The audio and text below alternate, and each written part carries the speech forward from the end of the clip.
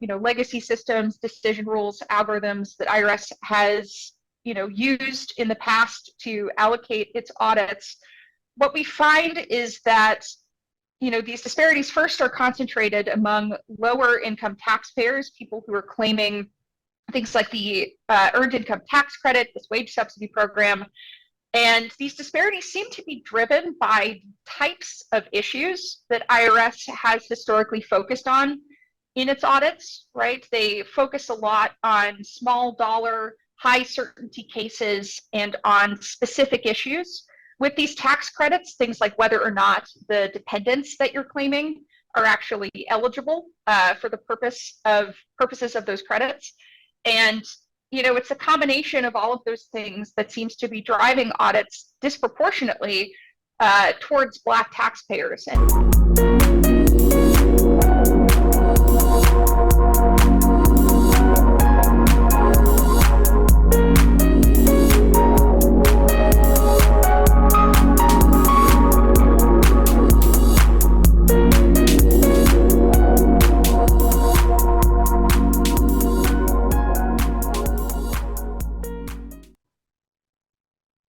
I'm Janice Hazel, and you're watching Urban Interest.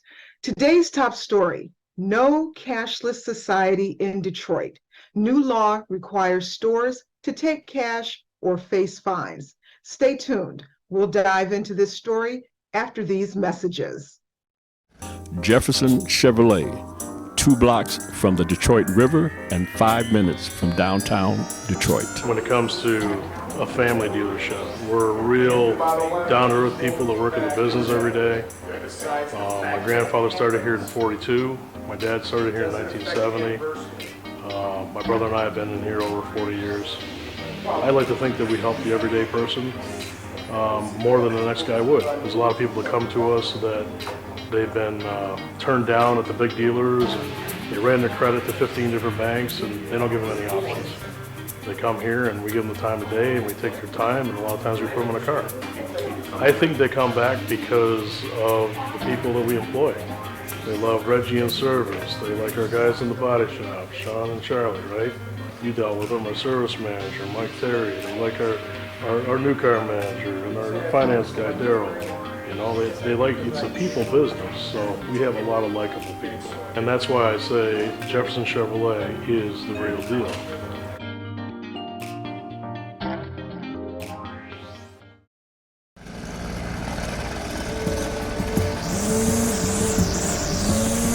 Thanks, Charles, for letting me use your gardening supplies.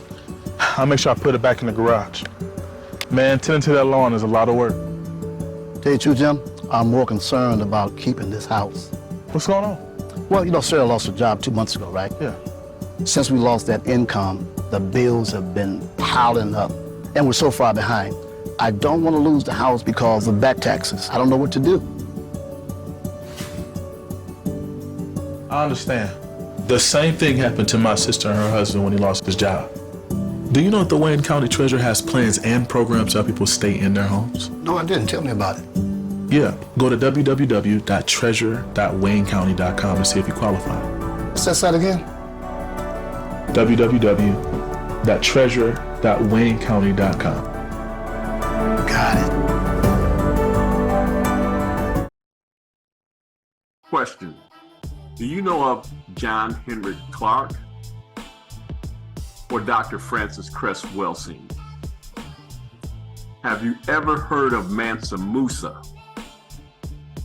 Or do you know the difference between Native Americans and First Americans? Or why the ancient Egyptians wore their hair in dreadlocks or clean shaven like the brothers do today? Or who were the Barbary pirates really? Hint, they didn't look like Johnny Depp. Or why Haiti has the lowest COVID rate and America the highest in the world. At UIN TV, we have the answer to these questions and much, much more, because we are the keepers of our culture. Help us preserve this information and save it for your generation to come. Go to uintv.net, click on a channel to support, and subscribe today. Please do it now. 911, what's your emergency? Oh my God! A child just died! Signal 13 involving a child. The medicine route. It is time. Time to put the guns down. We've had enough. My future. My future. My future. Our futures are in your hands. Adults, put the guns down. When I play, sleep. Walk to school. Visit my friends. I want to feel safe. It's time. Time to end gun violence. Our lives depend on it. Adults, this is not a request. We demand that you protect us. Put the guns down. We have hopes. Dreams. Goals. Don't let a split second of anger with someone else take away my entire lifetime. Help us live. Help us thrive. Help us build a better future. In a safer Birmingham. Time's up.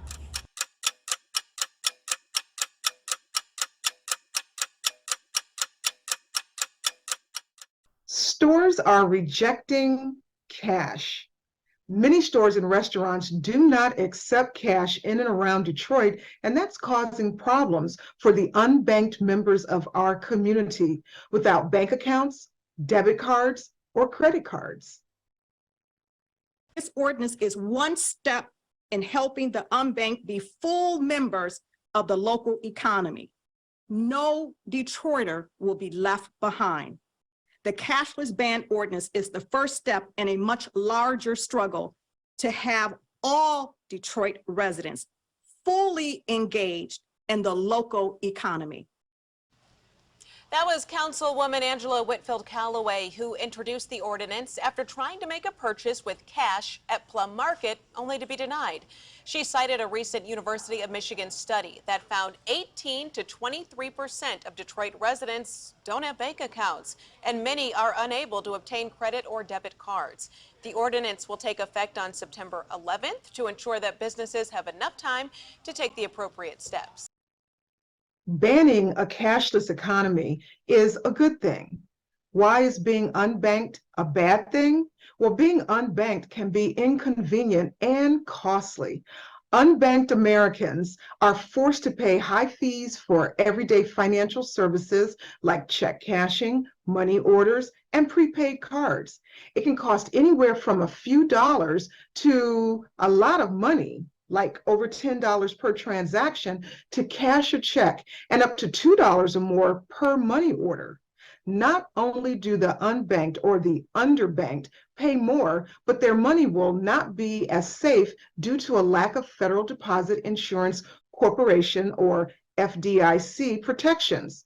Financial literacy classes are now required in Michigan schools, and hopefully that education will help address the unbanked issue.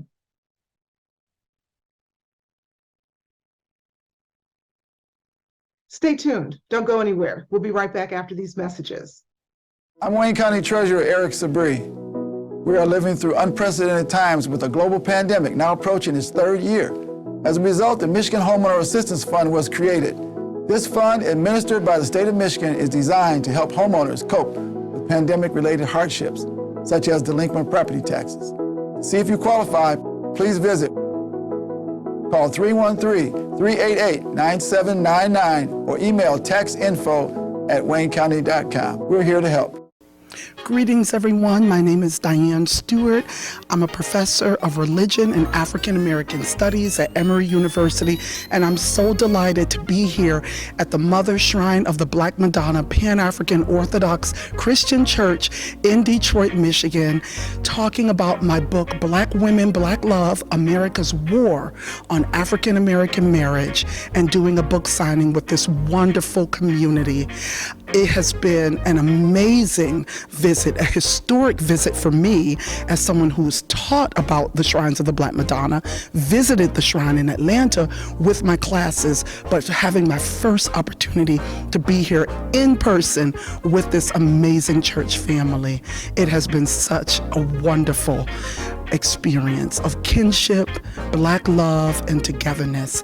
The Urban Information Network is the keepers of our culture. Hi, Hi, well, I'm very delighted to have another Wolverine here with me today. Go Blue. We are joined by, Go Blue, that's right. We are joined by Evelyn Smith. She's a PhD candidate at the University of Michigan, Ann Arbor, and a visiting fellow at Stanford University's Reg Lab. Now, how do we get to where we are? We're going to take you on a journey that a number of people have questions about. And we're going to do some disclaimers for what we can't answer, but we hope to have a number of things answered during this wonderful interview. Evelyn, thank you for joining us. How are you? I'm doing great. Thanks so much for having me. Fantastic. Well, I was really surprised. I get the alumni newsletter and all of that stuff, and I saw this research paper that you and your collaborators did, and the topic really hit me directly in the eye because I have been dealing with the IRS over some past taxes and just trying to get that work through. But they ended up sending me a letter stating that you've had an exemplary tax rate of return, or I guess because I always file on time. And so they actually erased some penalties from a previous tax year, and I'm talking about 2014. So that was really wonderful. But the topic, the IRS disproportionately audits Black taxpayers. Now, you know, I'm in the city of Detroit, a native of Detroit, which is the largest city of over 500,000 people that are African American in the country. And I've also worked for the U.S. Department of Commerce and under the Department of the Census, the Bureau of the Census. I actually ran the 2010 census in Washington, D.C., and here in Detroit, I have been over Wayne County census various surveys, including the every 10-year population decennial. So I know what a lot of those census tracts are. So when I saw that there was a Stanford collaboration with the Department of the Treasury, that's the U.S. Department of Treasury, it yielded the first direct evidence of differences in audit rates by race. Now, my understanding is that tax returns are anonymous pretty much, and they do not ask for ethnicity, race, gender, nationality. So how did you and your collaborators come up with the desire to do this research? So there has been a longstanding body of research looking at disparities in our tax system. Scholars like Dorothy Brown and Beverly Moran have done a tremendous amount of research looking at differences in things like, you know, tax expenditures, you know, who qualifies for things like the home mortgage interest deduction.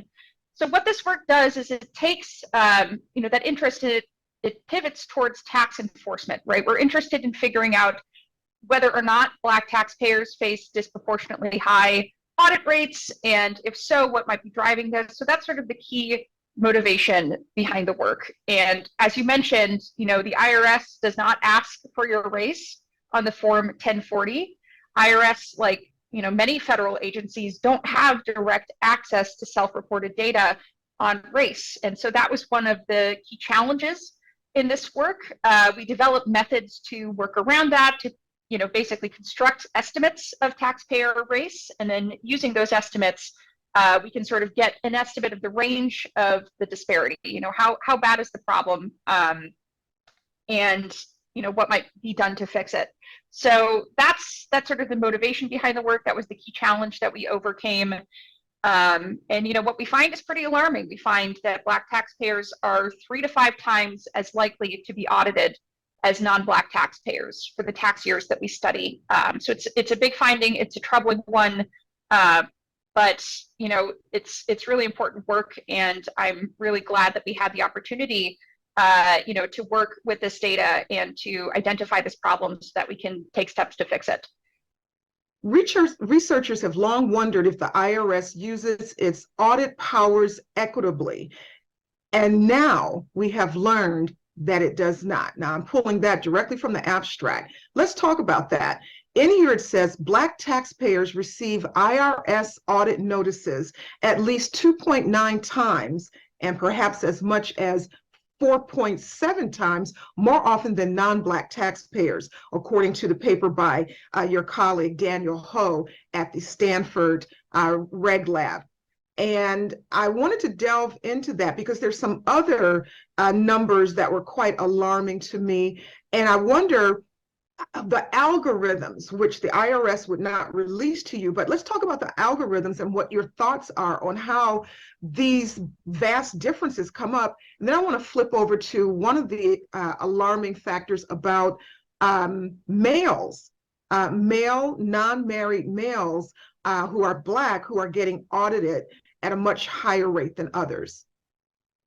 Yeah, so I think first a disclaimer, because the IRS does not collect individual self-reported race data from taxpayers, we don't think that the mechanism that explains this is individual bias on the part of tax examiners, right? They don't observe race, and so that's not what we think is driving this. But through the collection of legacy systems, decision rules, algorithms that IRS has used in the past to allocate its audits, what we find is that these disparities first are concentrated among lower income taxpayers, people who are claiming things like the earned income tax credit, this wage subsidy program.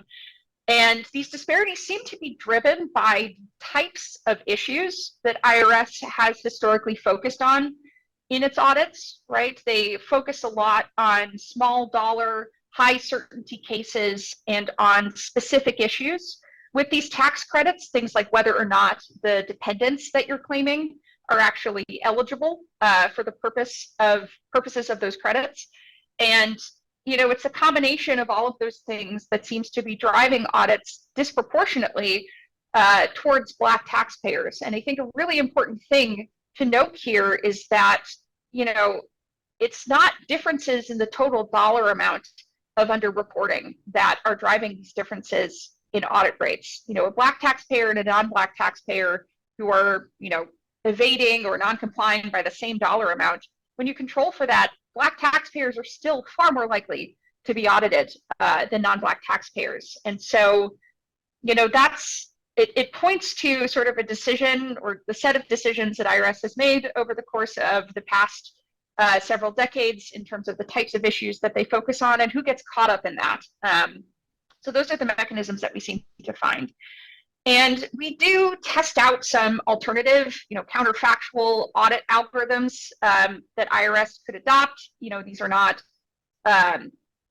formal, fully tested algorithms. It's sort of just, things we're trying out. And what we find is that if we shift the focus from, these sort of small dollar specific issues to just the total dollar amount of underreporting, right? If that's the thing you're trying to identify, then we have preliminary evidence that you can collect the same amount of revenue and really reduce the disparities in audit rates between Black and non-Black taxpayers, right? There's scope here, we think, to really make the tax system more fair without undermining, one of the primary goal, arguably, of the IRS, which is to ensure that people are complying with the rules of the tax system that we have.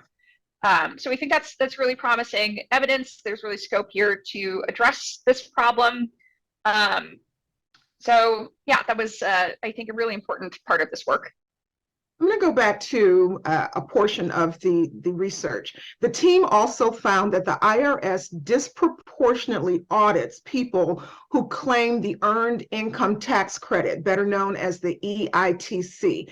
So on some level, it seems as though our lower income or lower wage earning Americans who are Black and brown people typically, we have found, are encouraged to take the Earned Income Tax Credit, but they're being penalized on the other side. If these algorithms are zooming in on, like you said, the small dollar amounts, as opposed to the larger amounts where I believe is more meat on that bone for people who are making more money, or for companies, those business owners who are actually writing off expenses that they really aren't incurring. The largest source of disparity occurs among EITC claimants. That's the Earned Income Tax. Indeed, Black taxpayers accounted for 21% of the earned income tax claims, but were the focus of 43% of the EITC audits. Now that is very troubling. That's, more than half of the people who are filing, thinking that, it's a good thing, and they're being encouraged. I know here in the city of Detroit during tax season or right before tax season, there's all kinds of promotional ads for making sure you're getting all of the tax credits that you're eligible for. And yet they may be penalized for taking that. Let's also dig into the racial disparity in audit rates. It says persist regardless of whether the earned income tax credit claims are male or female, married or unmarried, raising children or childless. But it is most extreme for single male taxpayers claiming dependents. And you found that 7.73% of Black claimants, 3.46% of non-Black claimants, and for single male taxpayers who did not claim dependents, which was 5.66% for Black or 2% for non-Black. This is really amazing data. So you mentioned we now know that it wasn't an assumption, it's a reality, but how do we go about fixing it? Now, I've worked for members of Congress. I spent 30 years in Washington, D.C., working on the Hill for members of the Michigan delegation as well as New York. What can taxpayers do to try to right this wrong? Now, we know that the IRS's algorithms and methodology is secret, as the report said, like Coca-Cola's secret recipe, or I guess the Colonel Sanders secret recipe. But, how do we get to the bottom of this? And should taxpayers be contacting their congresspeople and senators about this? So I think there are a number of things that can be done to address this problem. The first, as we pointed out and we've talked about a little bit today, is thinking about, how these enforcement algorithms are designed, the types of issues that they focus on, broadening the focus from, specific things like, whether or not you're claiming a dependent correctly, to looking at the whole return and the total amount of noncompliance across the entire return. That's one avenue that we find, at least with preliminary evidence, that seems to be promising. That's something that IRS could do that could help address the problem in the short term. I think, another issue is that the earned income tax credit, and some background for your viewers, this is a wage subsidy program. It is targeted at lower income taxpayers. The amount that you're eligible for depends on the income you have throughout the year and the number of kids who live in your home. It ranges from $500 to over $6,000, depending on those two factors. And this is a very complicated credit to claim correctly. The dependent eligibility rules, for example, are really complex. And if you are a taxpayer who doesn't have the benefit of a paid tax preparer, if you're just sort of sitting at home trying to fill out this return on your own, it's very likely that you're going to make some mistakes. And the way these audits are typically conducted for things like dependent issues is you get a letter to your home from the IRS indicating that there's a problem. And if you don't respond to the letter, in many cases, your tax refund is withheld. So you never see the money. And there's, a very limited amount of work done to explain to you what it is the issue was and what you did wrong so that you can fix it on next year's return. So I think simplifying that credit, making it easier for taxpayers to claim, making it, more transparent what these rules are, I think that would go a long way towards fixing this problem. And of course, that's not something that IRS can do, but that is something that Congress could do, right? So, to the extent that people really want to see this problem solved, I think, calling their congresspeople is a great way to get their voices heard on this. And that's a real, important component of this problem that we're seeing. And the last piece of this is, I think, of course, IRS funding. It has, until very, very recently, the IRS, basically held steady at the same level of funding for about a decade. And, they had these skilled auditors who could audit more complex, higher income returns, people who are not claiming the earned income tax credit, but have, their own businesses. And, those returns are a lot harder to audit. And the people who are qualified to audit those returns, a lot of them retired and they weren't being replaced, right? So ensuring that the IRS has the capacity to really go after, higher income taxpayers where the possibility and the scope for noncompliance is so much broader than it is for lower income taxpayers. I think that's a really important part of the problem. And of course, IRS recently within the past year got a windfall. They're working to hire more auditors and to expand their capacity to focus on these higher income returns. And I think that's great. I think that will certainly help in solving the problem. But, those are just a few avenues that at least that I can see that might help, get to the root of the issue and help reduce these disparities. Well, it's interesting that you would say that, that we need to go back to Congress because, in the debt ceiling debate that we just were terrorized and traumatized by over the last month, that finally eked through, that was one of the things that I'm not going to call them, or maybe I should. The Republicans wanted to remove and reduce that funding that came through the American Rescue Plan Act to bring more tax preparers into the IRS. They wanted to reduce that funding. And so effectively by doing that, it's saying to me, let's not have the capacity to go after those higher earning wage earners, those business earners who have more available to them in the tax code to take deductions, Schedule C, all of these other schedules, small business owners as well as the larger corporations. And so that I think is what, I think the other party, the Democratic Party, was really trying to hold the line on because calling the IRS, I know I've gone through it and I found this wonderful independent agency, or allegedly it's independent, the Task Advocate Service, to try to explain things through you because I wasn't getting any information. It's like I wasn't getting my refunds for several years and I kept calling to find out what's going on. My tax preparer was contacting them. And finally it was, oh, you have a tax identification verification on your accounts. And so everything had been redacted online, so I couldn't see anything online. And I had never received a letter with that PIN, the tax identification number, which of course is supposed to protect you, but they never sent it out. And when I said to the IRS, I subscribe to the United States Post Office informed delivery. So I see a scan of every piece of mail that I'm scheduled to get, and I've never gotten a letter from you about this. And I went back 5 years, which were the years that I wasn't getting these refunds. And the Tax Advocate Service really was of assistance in going into the IRS. So they are an independent agency of the IRS, but they went in and they said, no, we don't see any letters generated for you. And there was nothing uploaded to your account, notifications. So how would you know that you had this PIN put on your account?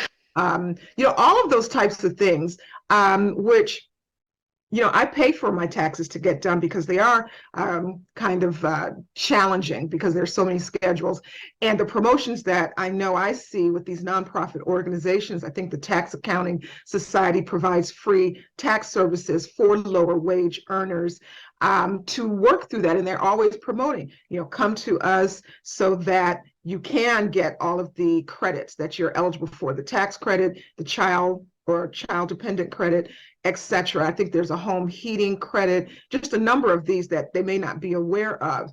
Now, I looked further down in the research, and I want to say, I want to read this. Perhaps the most striking statistic is that a single Black man with dependents who claims the earned income tax credit is nearly 20 times as likely to be audited as a non-Black jointly filing married taxpayer claiming the earned income tax credit.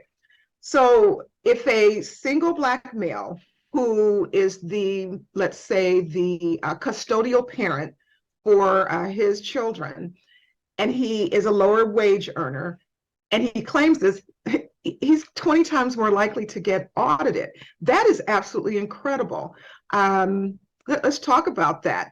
And then let's talk about, there was a question that I wanted to raise, and you may or may not have the answer because I don't know if it's in the scope of your research, but Black Americans who have long been lower wage earners in the city of Detroit, the average single person household is $19,000 a year.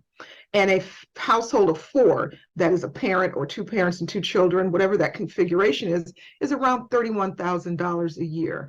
And so that's really pretty much at 200 or more % of the poverty line. And we know the city of Detroit has a high poverty rate. And yet the IRS may reach down into them and audit them, and that can just turn your whole life upside down and withhold any refunds that you may or may not have. And if you are an hourly worker, if you have children, so you got all these obligations, taking time off to go and do the research or find out what or why, that's money that just stays in the treasury. I mean, is that true? So, that's, I think, what is especially concerning about EITC audits in particular. As I mentioned earlier, the way these audits typically, in the vast majority of cases, are conducted is a letter is sent to your home notifying you that there's an issue. And if you don't respond to the letter, right, the IRS essentially determines that you're non-compliant and they withhold your refund. And if you are a household that's making $19,000 a year, right, and you're expecting a refund of a couple $1,000s and it gets withheld, that can be disastrous for you. That can be financially ruinous. It can lead to things like eviction, right? These are really, really consequential outcomes, in particular for this group of taxpayers. And so it is essential, right, that we ensure that these audits, to the extent that they're happening, right, are, going towards the right people, and that proactively, we do everything that we can to ensure that people who are eligible for the earned income tax credit know how to claim it correctly. They know whether or not they're eligible. They have access to volunteer tax preparers. My parents are both volunteer tax preparers. They're retired, and this is sort of their retirement activity. And it's a wonderful program, right? And ensuring that those resources are available in the communities that need them most, I think, is a really important thing to do, is something to pursue. But we shouldn't forget that to the extent that people are getting audited and they don't understand why, and their refunds are being withheld and they don't understand why, that's really consequential, especially for communities like Detroit. That makes an enormous difference in the lives of the people who are hit by those audits. In terms of thinking about different subgroups of taxpayers within this population of people who are claiming EITC, single Black men with dependents, and this audit rate that's close to 8%, which is really, that was shocking to me as well. We're still working through the exact mechanisms here. I think the evidence that we have is pretty preliminary, but a couple things that we can point to is, the IRS has a lot of data on dependents. And, as I mentioned earlier, they focus a lot of time and energy looking into dependent issues on returns. And not all of the data that they have on dependents is totally accurate and up to date, right? So one of the data sources that they draw from is this federal case registry to look at custody cases. And if custody of a child changes, right? If one partner is taking care of the kid and then, another partner is taking care of the kid, and that doesn't, if there's no formal custody case, then that data is not represented in the federal case registry. And you might get flagged for audit, even though that kid passes all of the tests that they have to pass in order to meet the eligibility requirements for EITC. They're living in your home more than half the year. They're, your biological son or daughter or kid, they pass all these tests, but if it's not in the federal case registry, you might get flagged for audit, even though ultimately you're eligible. So that's just one example. But I think also, if as soon as you move away from the situation where, you have a couple, they're married and the kids live at home with them, that's a situation that's easy to represent to the IRS. That's pretty straightforward. As soon as you move away from that, things get a lot more complex. And, there are intersections here between, race and class and family structure that I think contribute a great deal to the problems that we're seeing. And, we owe it to taxpayers to ensure that regardless of their family situation, regardless of their class and their race, they're being treated fairly and they have the resources that they need to claim these credits correctly and not be subject to an audit, that maybe isn't warranted. So, in saying all this, I do want to disclaim, I'm speaking for myself here. This work was done, in collaboration with some co-authors from Treasury, but nothing that we're saying here is representative of the opinions of IRS or Treasury. And, we're grateful to the IRS for giving us access to this data and, giving us scope to do this work, which we feel is really, really important. But yeah, there's potentially a lot of avenues to pursue here and certainly a lot of alarming findings in this paper. I was wondering about that. Did you have to go through a Freedom of Information request, a FOIA, or the collaboration? How did the collaboration come about, and was it truly was it welcomed by the IRS?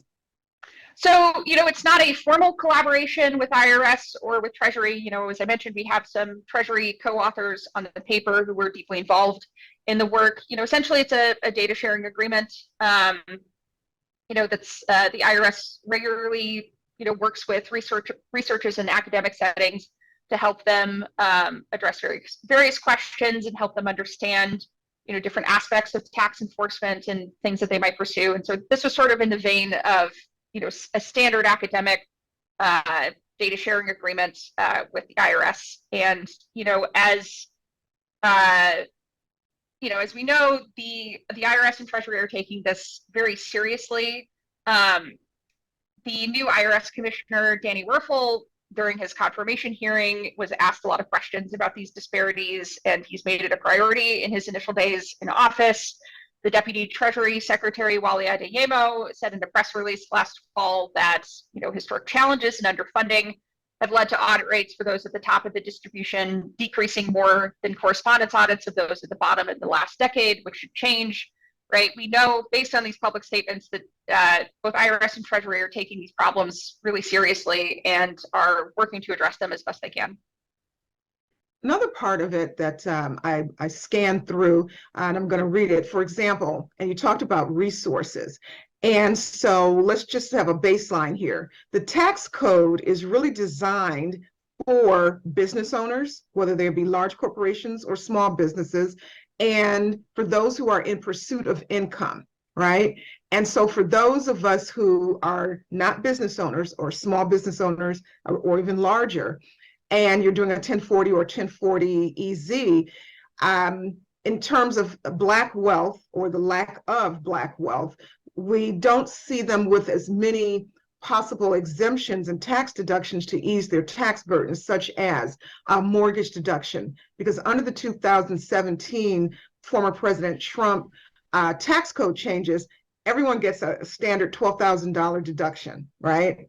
And so you can no longer really rely on your mortgage deduction, but even there, so many Black Americans do not own homes, so they're really not eligible for a lot of deductions to help them. So that's where the EITC, if they're in the lower wage range, really helps out. And the child credit, dependent child credit, and I think home heating, things of that nature. But the resources, for example, even among correspondence audits of EITC claimants, the IRS devotes fewer resources to auditing earned income tax credit returns with business income. So that means, if I'm correct, someone who is a low wage earner, let's say they work at a retail store, let's say a Walmart, and they're making, let's say, $12 an hour, for instance. And so that would still make them eligible for Medicaid, for SNAP, supplemental nutrition benefits, as well as EITC, all of these safety net programs, I guess we would call them. And let's say they drive for Uber part-time, any of the ride shares, Uber, Lyft, or maybe they do DoorDash, something like that. So effectively, that type of person can file a 1099, which is a contractor or independent worker, right? So would that qualify, meaning you should always have a side hustle that you do get a 1099? Because Detroiters hustle harder.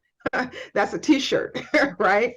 Should they? Because it says It's likely that's partly because auditing EITC returns with business income would be more expensive. That's expensive to the IRS, approximately $385 per audit compared to just $29 per audit for just an EITC claimant. So if you file, let's say a 1040, or you have to file 1040 to then be able to file a 1099.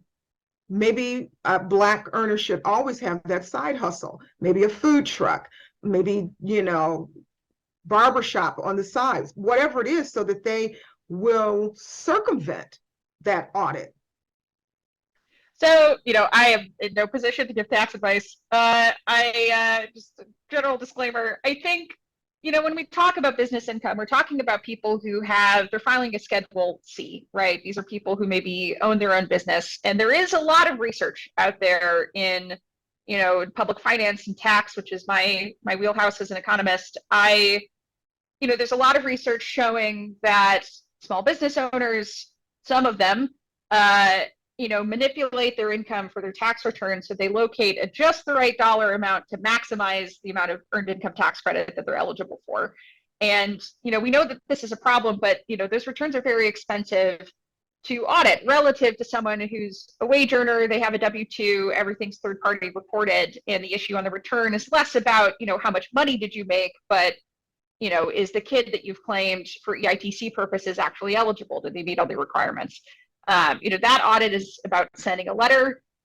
Auditing someone's Schedule C is much more involved, right? That's an entirely different process, and it is a little bit more expensive. You need an auditor that's a little bit more experienced to do that type of audit.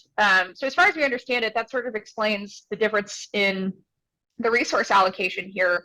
But, there is plenty of noncompliance among people who are claiming the earned income tax credit and filing a Schedule C. People who are small business owners, there's less, third-party reporting for their income and verification of how much money they actually made.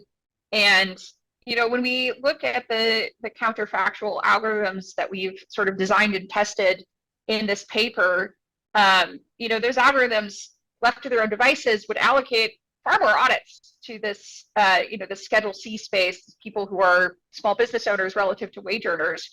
That's something that the algorithms are capable of identifying the noncompliance there. They want to allocate audits more towards that space. But when you take into account these resource constraints, if we restrict the share of audits to business returns as to what IRS currently has, that disparity jumps up again. Right. So it's really this question of resource allocation that I think is part of the problem here, and is one avenue that IRS and Treasury might pursue to help fix this problem. Right. Focusing their attention more on people who have these small businesses and maybe more scope to manipulate their income simply for the purposes of claiming this tax credit in particular. Like, we know that's something that happens, and it's certainly something that IRS can look into in more detail. Is artificial intelligence weighing in on this at all? Are they relying on AI to conduct these audits, or are they real live people with eyes looking at them? There are a lot of different systems and decision rules and layers of decision making that happen, as we understand it, when deciding whether or not to allocate an audit to a given taxpayer. Artificial intelligence can mean a lot of things. It can mean, a random forest, like these algorithms that we've trained in the paper that we're testing out to examine, these various design choices that you can make and what effect they have on revenue collection and disparity. But, an algorithm can be as simple as a decision tree, right? Or, a linear regression. It doesn't have to necessarily be complicated in this way. And as I mentioned, there's a lot of legacy systems, decision rules, these older algorithms that are more or less complex, right, that play into how audits get allocated. And I think in any setting where you're making a decision, whether that's informed by, personal decision making, or whether it's informed by a, cutting edge algorithm, right, you have to be careful, I think, and it's worth making sure that the way that decision is being made is fair to the people who are involved and fair to the people who would be affected by it, right? And that's as true in this setting as anywhere else. And we're lucky, I think, to have the resources to improve these algorithms and make them more accurate and ensure that, we're enforcing the tax system as best we can, right? But in that setting, as in any other setting, we have to be sure that the way that we're making decisions, it's fair. It's fair to everybody. Absolutely. Well, we're very encouraged that you and your colleagues looked into this and brought this to the attention of the press. IRS disproportionately audits Black taxpayers.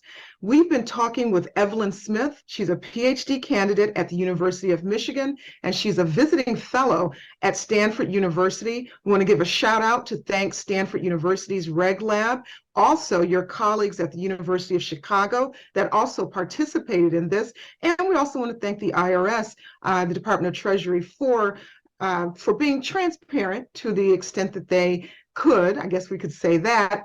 We look forward to hearing more about this study because it's very interesting. Right here you have two nerds united, an economist and a statistician. So I could go on longer. I am getting some prompts from our technical crew that I'm over time, but it's very interesting. And I really wanted to have a layperson discussion so we didn't get into the real highbrow terms of statistics and all of that. But I think, Evelyn, you really drew out the main meat on the bone for us, and we will be looking for more. If people want more information, do you have a website for them to go to?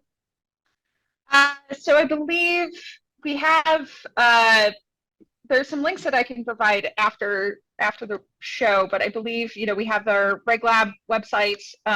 If you just Google Stanford Reg Lab, you'll see this work and lots of other work that the lab is doing in other spaces to help ensure that government uses of AI are fair and effective in doing the things they're supposed to do. So, absolutely. There's another one, measuring and mitigating racial disparities in tax audits. So we will definitely put those slides up when we go to the editing floor.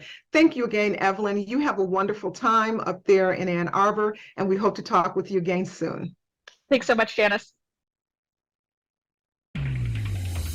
For a history you won't forget and an experience you'll always remember, visit the Charles H. Wright Museum of African American History with engaging educational programs, lectures, entertainment, and enlightening exhibits. You'll gain valuable insight and be motivated to inform others. The Charles H. Wright Museum of African American History, located in the heart of Midtown Detroit. For more information or to schedule a tour, visit theright.org.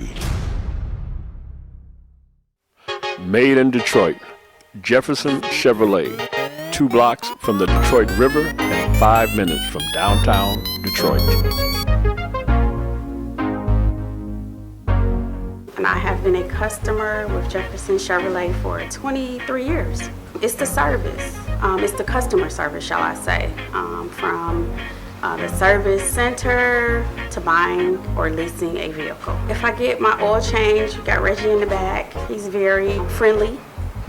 I usually talk to Brian. Brian's the owner, and he usually work out the plans and the kinks for me when I'm either leasing or buying. I always do, and it's because I am a believer in customer service. I participate in giving great customer service, and I just believe in it. I have not been disappointed with all the cars that I've gotten. I started off with the Cavalier Z24, and then I got every model of the Malibu. And then I went into the Equinox, and then now I have a Blazer. The lease arrangements are good. I don't drive that many miles, and I also buy into it. I buy extra mile. I believe in the Chevy brand, and if you don't have a Chevy brand, you're missing out.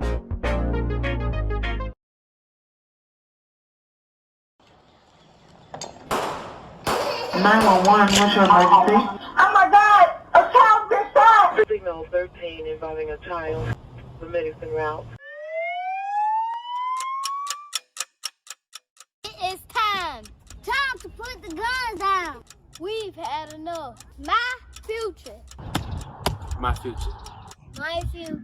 Our futures are in your hands. Adults, put the guns down. Wanna play? Sleep. Walk to school. Visit my friends. I want to feel safe. It's time. Time to end gun violence. Our lives depend on it. Adults, this is not a request. We demand that you protect us. Put the guns down. We have hopes. Dreams. Goals. Don't let a split second of anger with someone else take away my entire lifetime. Help us live. Help us thrive. Help us build a better future. In a safer Birmingham. Time's up.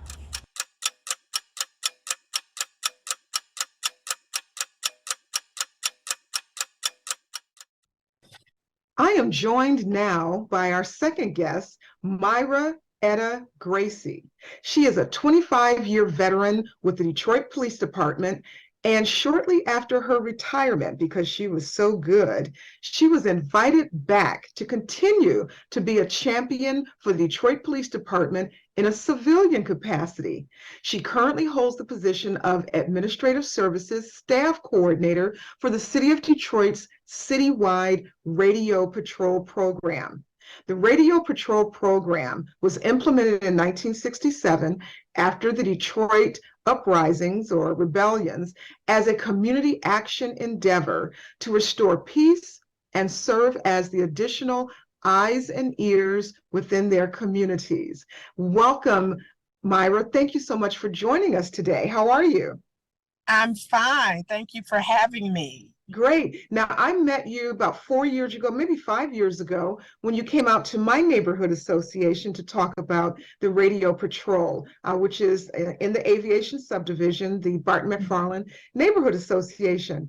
And I have a lifelong relationship with the Barton McFarland Neighborhood Association. My mother was the president for many years after she retired from the state of Michigan. And she was the secretary when I was growing up. And as I told you, my brother and I, back before we had the internet and we had email and all of the Google serves, Nextdoor, all of those apps, my brother and I had to walk flyers around the neighborhood to inform everyone about the meetings. And my mother was a member of the Radio Patrol for many, many years. So I definitely know that it is a viable program. But let's have you give us an overview. What is the Radio Patrol program? Well, Citizens Radio Patrol of Detroit, as it is affectionately known as, is a extra eyes and ears program where citizens in their own communities partner with the Detroit Police Department. So when we say partner, we mean that where you live, where you're familiar and unfamiliar with things, you actually jot those things down and report them to the police department so that they can resolve them. Generally, we try to focus on quality of life concerns because the small things, if we let them get out of hand, they become larger and larger and then they're out of control. So generally, extra eyes and ears, driving around your community where you live, identifying things for the police to resolve. So without further ado, I want to give our viewers information directly from the mouths of Detroiters with regards to the program. So we're going to start with James Ward. And James Ward, is he the Grandmont neighborhood?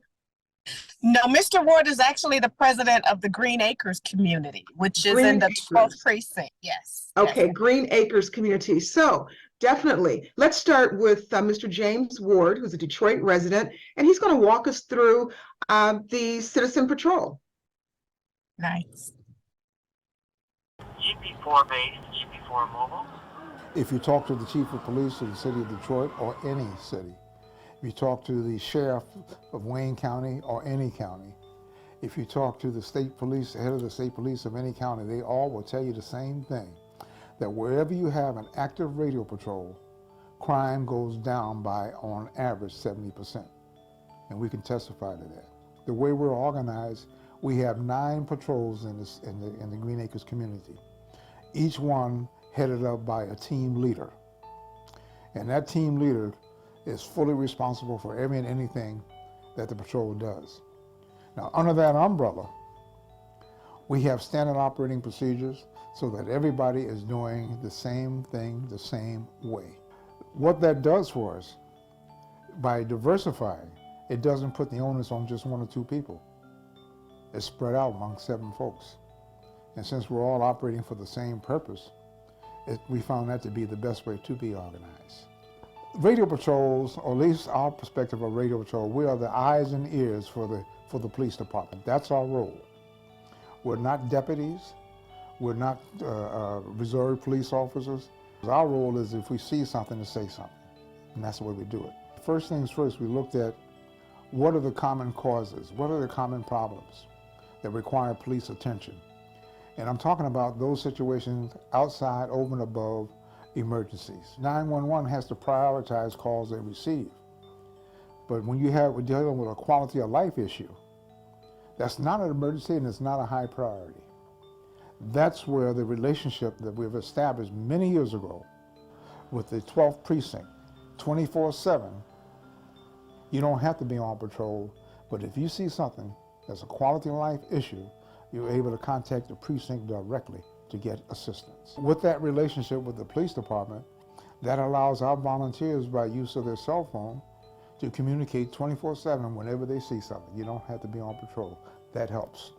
In the first year of operation 30 years ago, will be going on 31 years ago, there were 39 home invasions. I think last year we had a total of 6. 1 month last year, our volunteers patrolled 1,365 miles. Now you do the math. 1,365 miles and a half a mile by 1 mile community. Over a period of time, drug houses have been closed, prostitution is a non-issue, the gangs are not here anymore. It's not like just, okay, I'm gonna be on a radio patrol. If you're not working hand in hand with your precinct, it's not gonna work. And in any community, I don't care what community you live in, the folks who are disruptive and up to no good are watching you. But when they know somebody's watching them, it's like if you have a burglar alarm in your house and a burglar alarm, why go into that house when the one next door doesn't have it? I thought it was important for us to hear from actual radio patrol members and how they work it. And now, Myra, I want you to just kind of dig a little deeper in there and tell us about how it works. For instance, those people are out using their own vehicles, or does the city of Detroit provide a vehicle for them? No, the radio patrol members use their own vehicles. Okay. Current registration and insurance should be provided on that vehicle as well.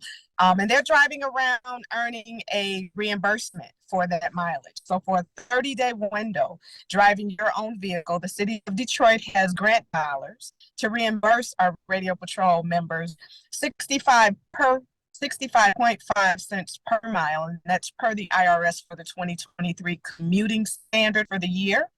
And so after a 30-day window of volunteerism, when you can volunteer to do radio patrol, there is no schedules, there are no directives from the Detroit Police Department. This is you when you have the time, but generally networking with your neighborhood police officers and your district managers and others in the community that might share with the radio patrol different concerns that are happening around the community. We observe and report. We stay in the vehicle. We don't get out unless it's for a good Samaritan act of some sort. We just don't want any of our radio patrols having any confrontations with anyone. We're not doing any police chases. During our training period, we train our radio patrols on how to identify suspects and vehicles. So if there is a such person that needs to be reported, that the description can be so on point for the police department that they could go out and do their investigation and find that specific person or vehicle perhaps. So let's talk about that. In the video clip that we just saw, we saw the radio patrol volunteer, Mr. Ward, James Ward, taking a picture, it looked like, of a perhaps abandoned vehicle. It looked like it was dented up and just sitting there. And so those are some of the quality of life issues that you mentioned, correct? Absolutely. Radio patrols serve so many purposes, but in the city of Detroit, in most cities, sometimes there are things such as abandoned vehicles. We have abandoned vehicle officers in the city of Detroit that deal with that specific problem. So sometimes when I'm at a monthly meeting of a radio patrol, they'll continue to sort of complain about a certain vehicle not being moved and what have you. And so we give our radio patrols purpose. We said, what about on a Saturday morning between 10 a.m. and 12, that we just patrol our boundary area and we jot down all the abandoned vehicles that we find on those streets and turn that into the police department abandoned vehicle officer. And so that becomes something where that officer has the information, he has the description of the vehicles, plate numbers if they have it, and they can make appointments or arrangements to just tow all of those cars away. Just take all of those things that decrease your quality of life away. There are certain things that come with abandoned vehicles, just the horde, animals, rodents, they're dangerous for students walking past, broken glass, just various things. So taking that away actually makes the neighborhood a safer place to be. As well as perhaps squatters for some of those neighborhoods that might have houses that are vacant and should be boarded up. But if not, people can go in and become squatters. So that's something that a neighborhood patrol would report. Would that be something as well? So yes, as we talk about squatters, that's a huge concern within the city of Detroit. And what we train our radio patrol members to do is to sort of identify, because you live in the community and because you're a volunteer in your boundary community area, you generally can observe enough to make that call on suspicion of a squatter. Ultimately, reporting that to the precinct, letting them take a deeper dive into the elements of squatting and doing that investigation improves the quality of life of the community as well. Because generally, as squatters, as we know, they're taking electricity and other things from other community members. So yes, we do get the training to be able to assess that and report out as well. So let's talk about the actual mechanics of signing up. What does a neighborhood group, a block club or association have to do to get started, to meet with you, to have a training session? Let's walk through that. Okay, well, generally, as I was invited to Barton McFarland community meeting, the time that I initially met you, just a meeting of interest, just having me as a guest speaker to talk about radio patrol, the history, the what, the who, the how it operates. And then once we meet, there's an application that the city of Detroit provides that we want all of our interested neighbors to fill out. And so what I get sometimes is pushback from that, but the application is mandatory. It's in the ordinance that's written about radio patrol. So the application, it starts with you. It's information about that individual person, very light information, maybe their name, their date of birth, their driver's license number, because there is a vetted process, which is a background check. It's a partnership with the Detroit Police Department. So we want to just ensure that everybody that is a part of our program is okay with working with the police department. I'll put it that way, because we have to have a team. It's a team. It's a partnership. So once we get all our approved applicants, according to the ordinance for radio patrol on the books, we need 12 approved members before we can start training. My personal experience, we need 100. And I don't say that lightly, because when we talk about securing a community, being an extra layer of eyes and ears, there's numerous houses in a community. So the expectation for a dozen people to volunteer to be the extra ears and eyes, we need many more eyes. And why I say that is one of our radio patrols in the city of Detroit has about 80 plus members. And so those members only have to go out for radio patrol as a volunteer once a month. So the more you have in that community to go out, the better. So we're doing the approval and the applications, then we start our training.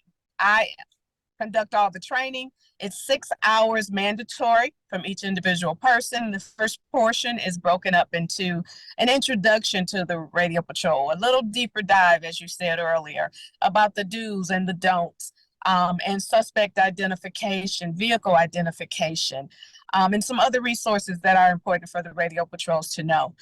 Part 2 of the training is introduction to the radio. That's probably one of my biggest challenges. And oddly enough, my men sometimes want to whisper on the radio, but once we get going, because everybody speaks on the radio during training, I don't just let you observe and hope you understand. I have to see you actually physically talking. And, you know, the transmissions have to be clear and concise. The third portion is the reimbursement. You do get reimbursed for your mileage. It's based on a 30-day window, and it's based on every member of that radio patrol that volunteered for that particular period to have their package and earning their reimbursement at that point in time. Once we finish with our 6 hours, I created a 7th hour or third part, I guess I could say, on a mock patrol. We go out, you go out with the radios. I'm the base operator. I'm listening, I'm interacting with you. You're telling me your location. You're telling me what you're seeing. You're telling me what time it is. And so I just want to be, I want them to be more comfortable than I. As a Detroit police officer, retired, I was on the radio for 40 hours a week. So I could probably multitask on the radio. And I tell my patrollers that struggle with the radios, guess what? Just go out there 1 more hour, 1 day more, 1 hour more, and you'll perfect it as well. Now, when you say radio, you mean the walkie-talkie, correct? No, we have Motorola, top of the line radios that go 50 miles in each direction. So literally, if I'm on the west side of the city of Detroit, all the way west to maybe 5 points on the west off of 6 or 7 Mile, I can speak to someone near Grosse Pointe and hear them very clearly, and they can hear me. The city of Detroit has invested funding into top of the line towers, as well as radio equipment for our radio patrol members to operate with. Let's talk about the base station. What does that mean, and how does that work? The base is the requirement for the radio patrol members. They cannot go out unless they have a base operator. That's that third person in the equation that's at a fixed location. They're calling the unit that's going out into the precinct, letting them know that they're there and that they are driving whatever vehicle they're driving for that particular period, how many are in the vehicle, and what the boundary area is. The precinct is not interacting with the radio patrol, but they are listening as an additional layer of safety for them while they're out there. The radio patrols are then logged in to the precinct blotter. And that's an old word. They might have an updated word now, but they're logged in as whatever that radio patrol name is, who's out there, what they're driving, and what their boundaries are for that particular time frame. Okay, well, let's take a look at Stacy Robinson, another Detroit resident who is a radio patrol volunteer, and see what he has to say about being a volunteer for the citywide radio patrol. I come out in the morning and I see, you know, some of my neighbors on patrol. It's a wonderful thing because I know they're invested in the neighborhood and they actually care about what goes on. It's a theft deterrent. When undesirables are in the neighborhood looking to get into things, when they see that sign, a lot of times it kind of gives them a clue to get away, you know. And it also gives us something to look for. If we see something going on, we actually can look for the patrol. We know they get a hold of you, they get a hold of law enforcement. It's just another tool that we have. You know we're not out here by ourselves. So Stacy Robinson really spoke to being a theft deterrent. And Mr. Ward also talked about, you know, when you have neighborhood patrols and you have the signs that go up in the community, then it's akin to a would-be robber. If they see a burglar alarm system, maybe an ADT sign or sticker on your door or in your yard, they'd rather go to a property that doesn't have that or doesn't have a dog or alarm. And so the neighborhood patrol is an added layer of safety, as I see, based on what your residents who are patrolling. So I just want to get back to some of the mechanics. So what happens if while on patrol, a person, the driver, gets into an accident? Does the city cover them in any way, or does that go across their own auto insurance? Well, yes, that goes toward their own insurance for their vehicle. In the state of Michigan, you have to have vehicle insurance. So generally the city does not cover because of that specific fact. But they are notifying 911, letting them know they're a Citizens Radio Patrol person, and they will attend to them immediately, asking about injuries and different things like that. Okay, and the rate of mileage reimbursement, my understanding right now is 62.5. That's the IRS code. Is that what the city of Detroit is reimbursing at? It's 65.5 cents per mile in 2023. Okay, 65.5. And so the accounting, that's another person, perhaps the treasurer of your neighborhood association or your block club, to help with the bookkeeping and your mileage reimbursement, all of those things that have to be sent in to you. You mentioned that you have 7 hours of training. Is that one full day, or do you break that up into 2 or 3 days? Generally, it's hard to keep people all at one time for the whole entire period. So generally, we do 2 hours at a time, breaking those 3 subject matters I spoke of earlier: the introduction, how to communicate on the radios, as well as the reimbursement. And so then the mock is even after that, because you need to have all of the 6 hours sort of in your mind and working together in order to be successful out on radio patrol.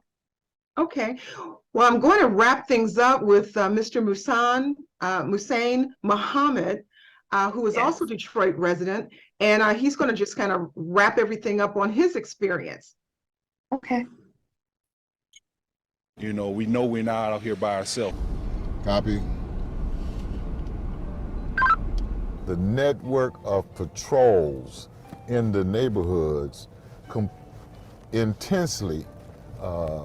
immensely, should I say, intensifies the ability for us to see what's going on. We average approximately 40 to 50 patrols a month. The rate of crime is 50% lower in the Grandmont area than within a 5-mile radius around our community. Neighborhood police officers contribute a lot to help support safety in our community. Our neighborhood police officers know us and they know our patrollers. They participate with the safety meetings, they come to our patrol meetings, and we work together as a team. GP4 base, GP4 mobile.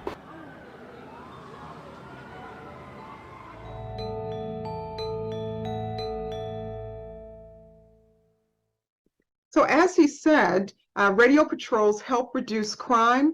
There's a theft deterrent, and in those neighborhoods that do have the neighborhood patrol, and the signs go up and around, there's 50% less crime in those areas. And that's definitely a good thing, in conjunction with some of the other tools that our police department has, like the green light program at some of the neighborhood retailers, and then the extra eyes and ears of the residents ourselves. So Myra, would you please let our viewers know how can they get in touch with you to start that process for their neighborhood?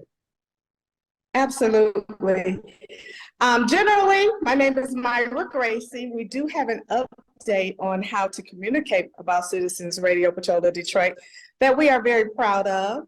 A lot of the youngsters say Google it. We are now on the Detroit Police Department webpage, a Citizens Radio Patrol. And all you would have to do is generally Google it. And what comes up is information about the patrol, the video you just saw, as well as a smart sheet that you put your information in, and it'll come directly to me for your interest in a patrol. If you have a patrol in your area, it'll pop up. It's color coded and it'll tell you the name of the patrol. I'll give my personal contact number out if that's okay. Yes. My contact number is area code 313-316-4616. I'll repeat that, area code 313-316-4616. And I'd also like to give my City of Detroit email address. If you're interested, you can email me. I can scan and email you an application right back.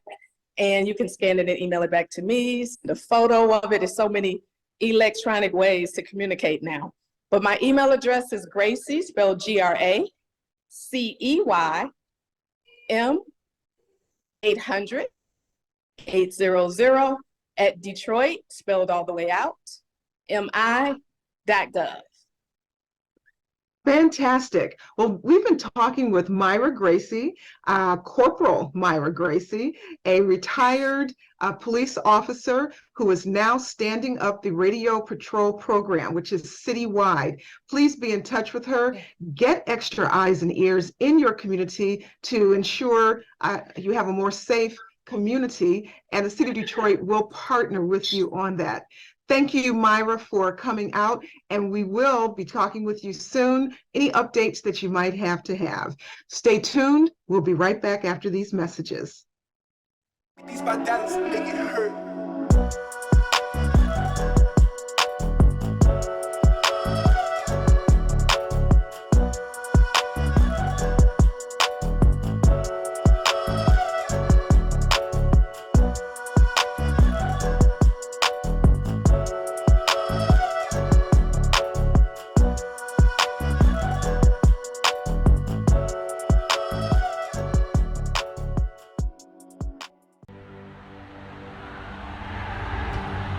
Today, we bring you the first part of our global broadcast exclusive conversation. The streets of Tahrir have once again been filled. Key issues here at the United Nations Climate Change Conference remain unresolved. Police are saying the protesters to move further and further away. I'm Amy Goodman. And I'm Juan Gonzalez. And those are some of the headlines. This is Democracy Now!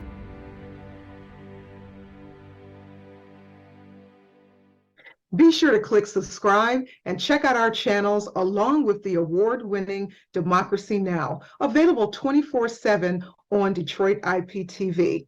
I'm Janice Hazel, and you've been watching Urban Interest. We'll see you next time.